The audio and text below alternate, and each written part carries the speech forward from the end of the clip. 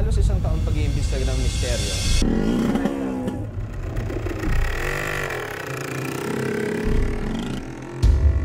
Ang mga lugar na aming binisita at mga kwentong aming tinalakay ay naging isang malaking pakikipagsapalaran.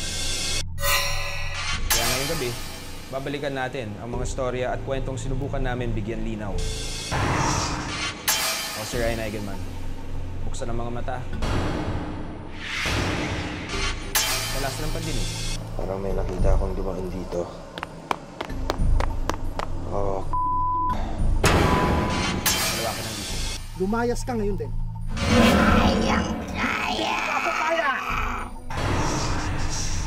Walang mundo na nababalot ng misteryo.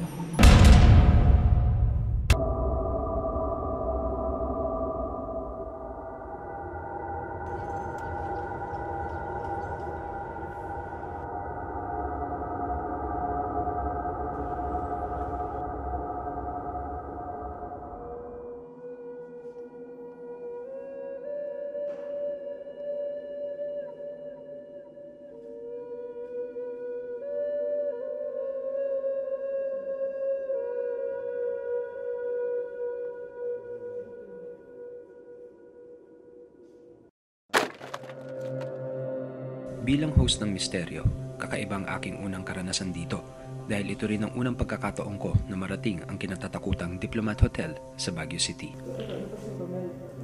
Yung nervyos dun sa place came second kesa dun sa pag-host. Mas inintindi ko kung ano yung magiging itsura ko rather than yung nakakatakot na lugar.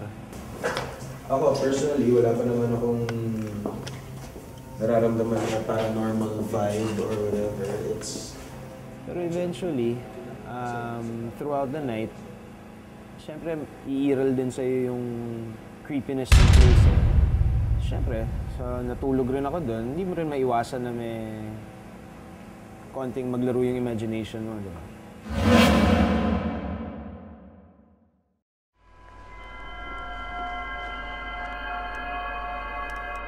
It's too dark. So far, wala pa naman.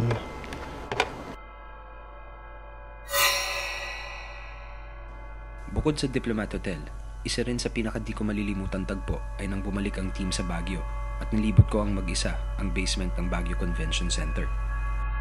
Di maipaliwanag na kilabot ang aking naramdaman habang iniikot ko ang loob ng gusali. Hello? Tao?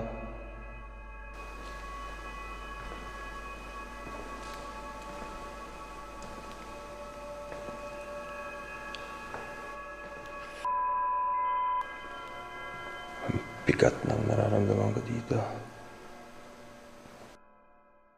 Medyo freaky. Parang may nagmamasid. Parang may nakasunod sa akin. Ay, salamat.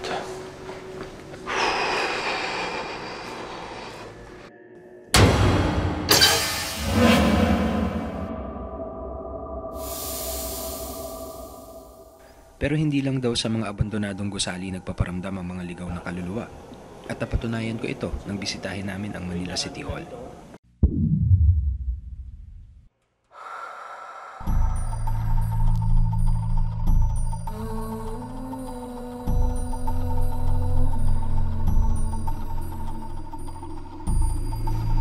Feel something here also. May humawak sa likod mo. Kaya nga ako napatingin. Ayun, di ba nakita mo yung sa likod ko? Meron akong naramdaman nga na humawak sa likod ko. Tapos sabi ni Stargazer, may nakita raw siyang babae sa likod ko. Ang tingin niya sa'yo is yung Spanish or whatever na Makaka-relate siya. makaka-relate siya. Kasi hindi naman siya normally ganun eh. Yeah. So nag-touch siya, parang nag-friend ang ano, kaya naramdaman. Mm-hmm.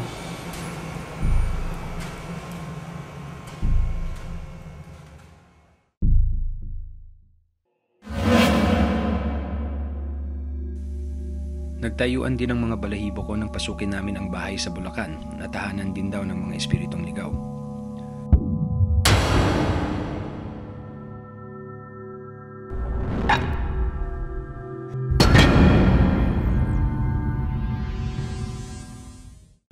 Ito na yung paakyat ng bahay. Habang paakyat ako sa second floor, may naramdaman akong tila may dumaan sa aking paanan. Okay. Parang may nakita akong dumaan dito. Oh, Nikilabutan na ako. Nung paakyat ako ng hagdanan, biglang may nakita ako sa peripheral vision ko na parang may dumaan na something. Nung ako na yung umikot, dun mo mababase sa sarili mo kung gaano talaga kagrabe or gaano kalakas yung mga nandun sa places na yun. And those places talagang may naramdaman ako na mas lalo na dun sa room. Hindi ko talaga nagustuhan yung vibe ng kwartong yun.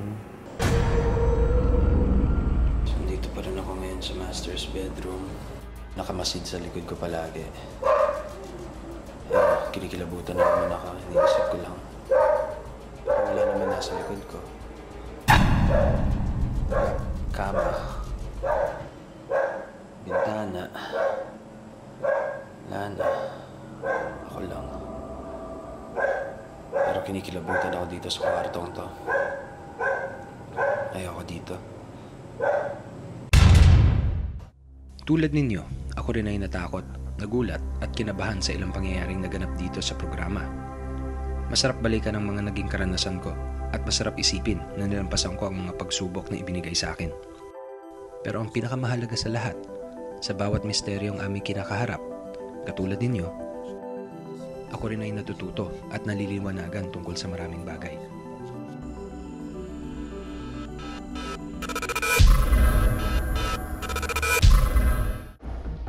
Dito sa misteryo, nagkakaroon tayo ng pagkakataong magsama ng paranormal experts and psychics para lalo nating maintindihan ang mga bagay-bagay at maipaliwanag ang mga di pagkaraniwang nangyayari sa ating kapaligiran.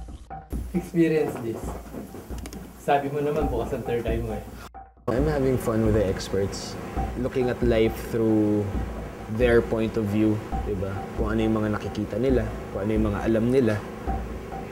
It's a learning experience. Alex Angeles, isang psychic at paranormal expert.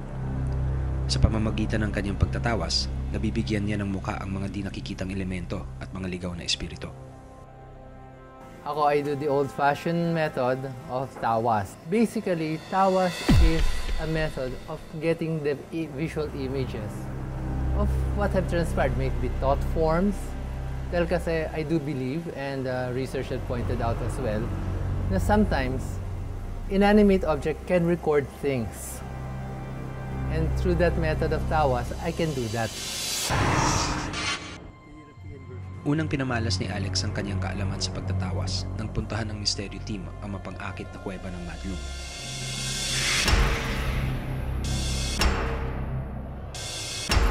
Yata si itim na tao.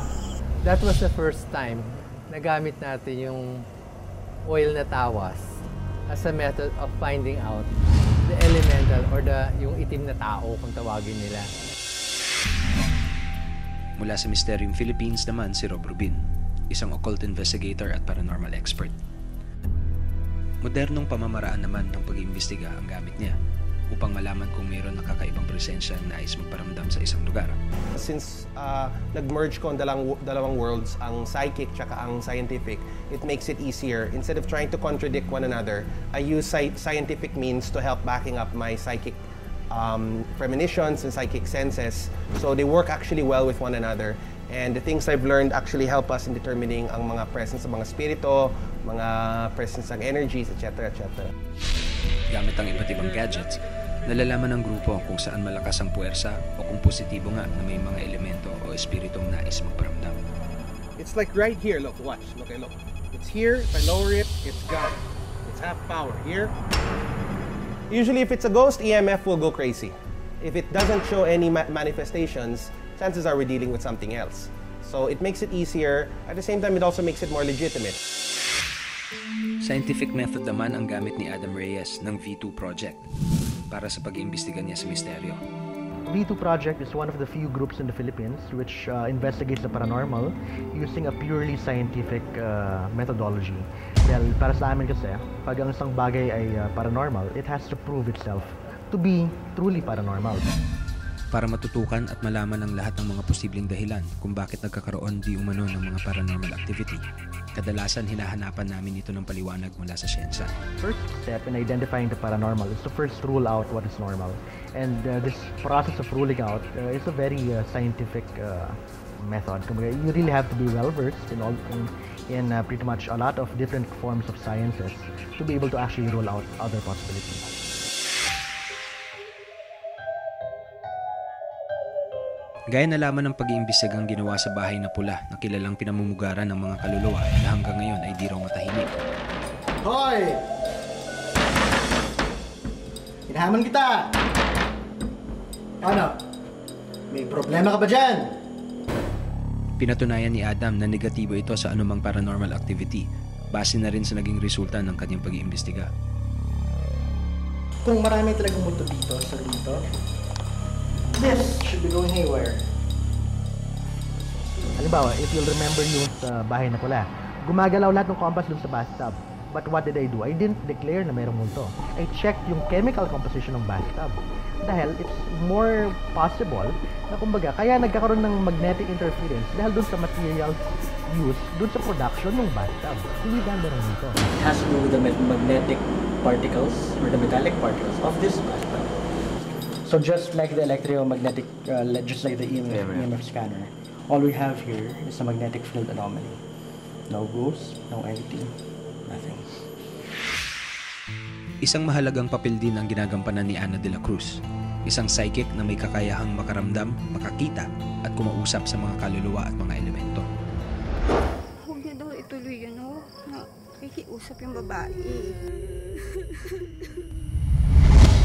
Kung nakikita niyo siya na maaawa kayo, huwag daw. Mahaba buhok niya. Ang suot niya parang nung araw pa, nakimona. Sa lugar. Oo. Kasi yung ano dyan, yung elemento dyan. Oo, yung babae po talaga, ayun po siya. Oo nga. Sa inupuan niyo po. Oo nga. Ayun po siya. Andun siya. Ayaw nga niya magpakita kanina. Okay lang. Unang nakilala ng misteryo si Ana nang minsan talakayin namin dito ang tungkol sa paniniwalaang balawis sa Bulacan. Sabi ko sa kanya, hindi ba niya nakikita yung kapre? Ayun lang, kako sa harapan niya. Sabi ko, humakbang lang ng 3 hakbang si Kuya Alex paatras sa puno, mamamatay yun. Bigla nga namatay, hindi ko napansin, meron palang staff ng misteryo nasa likod, nakikinig sa akin. Nagtawa siya doon sa punong nakahiga, nilagyan pa na niyang kandila, as in hirap na yung babae, doon pa siya nagtulos. Doon siya nanggaling sa isang bakante ron hanggang sa gumapang siya ng gumapang, doon na lang siya naabutan matay. Meron na rin patay rito, may espiritu na rin naglalakbay dito. Lalo na ikaw, sobra ka ha? Kala mo, hindi kita nakakalimutan sa ginawa mo. Yung babaeng ito sa krus! Ano niyo?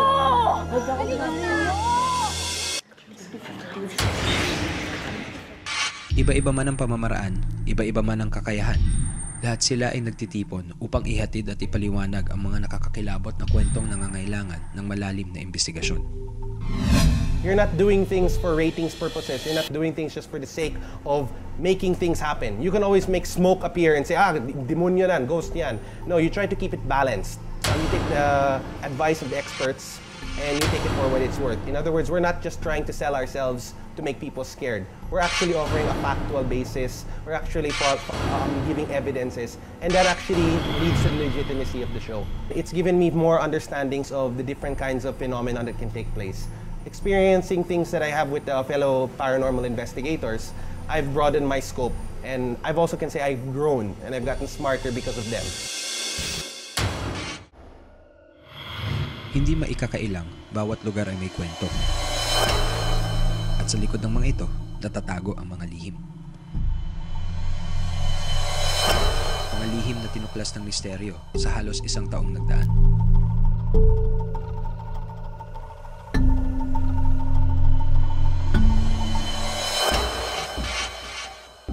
Karaniwang elemento o di kaya espiritong gala ang mga kasong paranormal na iniimbestigahan ng misteryo.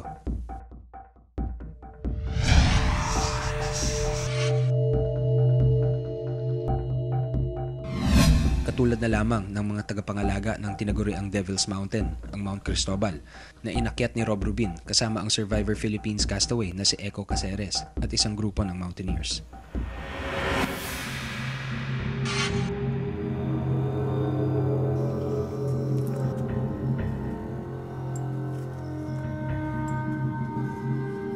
Take this mountain like a subdivision for spirits. We don't ask simply one spirit for permission. Every time we pass through, the one over here, it's in this tree here, said that, like, what are you doing here? Who are you? And then I simply said, we're just passing by. That's why I got short of breath na naman.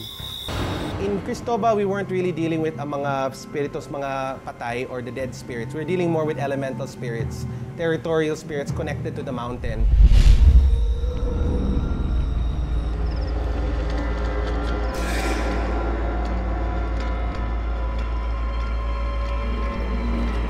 May tao. So it was very difficult for me to connect with the scientific side. It was more on the psychic side, in the presence that the mountain had a very strong objection to us climbing it. I knew for a fact that the energies around the area did not want us to go any further. They felt we were being rude and we were trespassing. Mabuti we didn't push through with it kasi I'm sure somebody would have gotten hurt if we did. Every time I lose my breath, that's already the spirit saying, "Hoy." That's what happened in Manabo. Galit naman daw ang mga elementong tagapagbantay na sumalubong kay Ana at sa Mysterio Team sa Mount Humarap sa Paete, Laguna.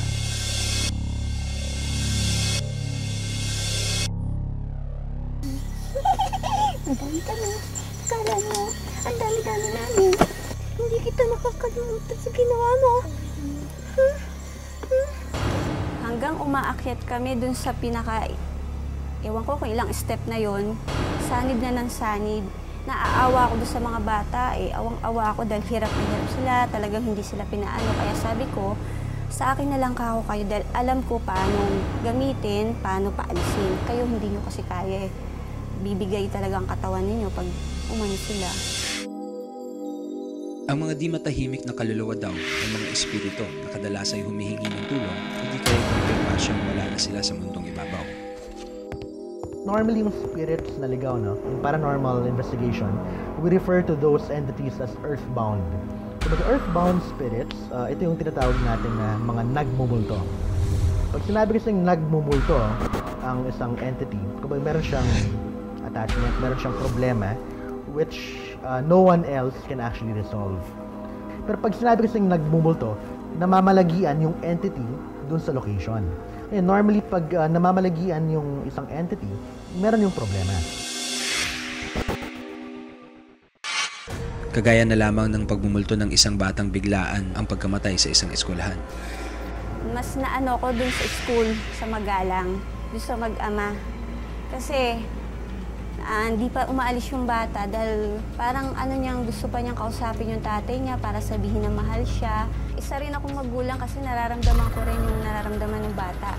Hindi siya nakapagpaalam sa tatay niya, hindi niya nasabi yung nung nabubuhay siya na mahal niya yung tatay niya. Doon, nakikita ano talaga ang role ng isang spirit communicator, and that is to reconcile both the living and the dead. So it's a very touching episode. Ardek? Ardek? Eri, tatay mo, gusto mo bang makausap? Mahal na mahal daw po niya kayo.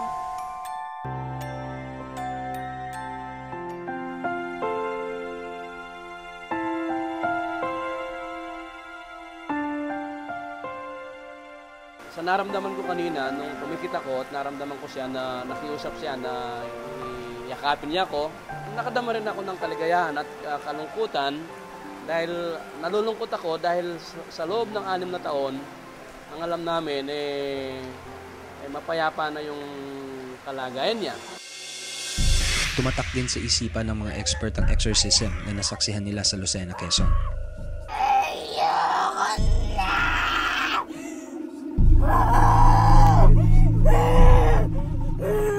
most memorable talaga will still have to be Quezon Province in Lucena, the exorcism episode, because that was a time where everybody's expertise were put to the test and everybody had to go beyond themselves and give faith to God to save a victimized child. And that was the most memorable, at the same time the scariest, ang pinaka-scariest episode that I've ever been part of.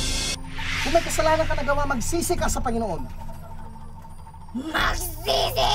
Kasalanan mo ang ginawa mo. Alam ko, Rochelle. Kasalanan mo ang ginawa mo. Wala akong ginawa. Kaya ikaw ang utusan ko sa pangalan ni Jesus. Lumayas ka sa katawang ito. Lumayas ka ngayon din. Hindi mo ako kaya, sabihin ko sa'yo. Tandaan mo. Kayang-kaya. Hindi mo ako kaya. Hindi mo ako kaya. It was a spirit possession. But it took the faith of everyone to help the spirit get out. Inuutusan kita. Ano ang pangalan mo? Anong pangalan mo? Haba. Yit kada si magtente In reality, that's where all of our gadgets, our tools, useless na. It was all about faith. It was all about using ourselves as instruments of God to save a child. That, if you ask me, is difficult because all of our expertise were pretty much nullified doon. Sa isang bahay naman sa Parañaque, hindi raw naging maganda ang pagtanggap ng mga espiritu kina Ana, Adam at Alex nang bumisita sila rito. Sumanib pa ito kay Ana upang maipakita ang kanyang galit. Hindi mo nga pasok sa akin. Ibaba natin siya? Yes. Baba niyo ako. Baba niyo ako.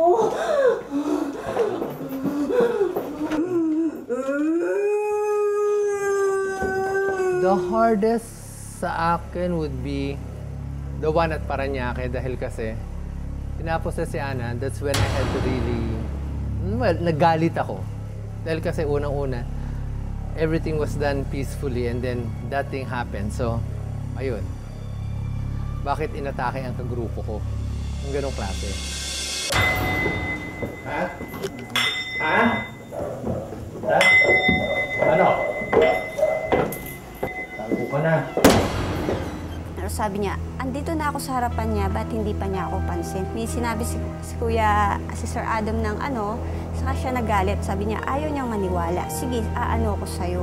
Doon ako na bigla siyang sapok ako na hindi ko alam na ang hirap sinakal na hindi mo mawari.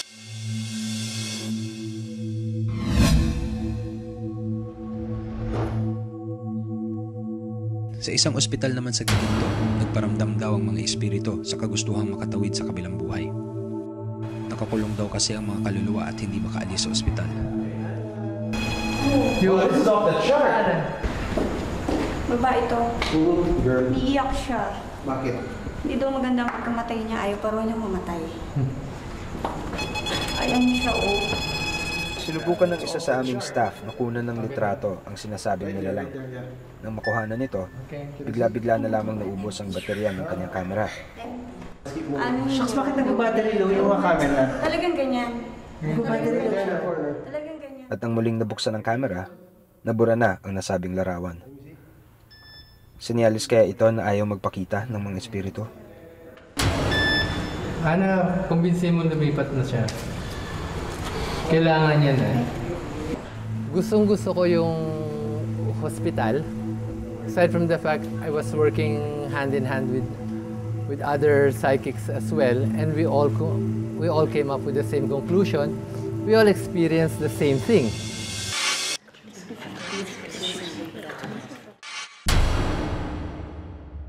Elemento man, espiritu o katang-isip, lahat ng ito ay nag-iiwan ng marka, hindi lamang sa mga manonood o hindi sa mga bumubuo ng misteryo. The whole point of the show is not to scare people, di ba? Hindi tayo andito para manggulat lang linggo-linggo. So remember, spirits can do a lot more than we expect. Respect given is always respect earned. Huwag kayo basta-basta maniniwala sa mga sinasabi ng mga iba't ibang grupo.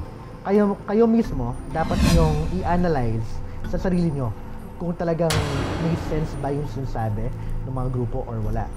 Kumbaga, all you need is a sharp mind, sharp wits, and you should also remember na huwag kayong maunahan ng takot. Hindi sila nila tatakutin kung nire-respeto mo sila. Hindi sila makikipag-away sa iyo kung hindi mo sila aawayin. Respetuhan lang, both sa seen and unseen. We're here to inform people. We'll research on a place, on a person, feature natin, do the paranormal side, do the scientific side, and then let the people decide.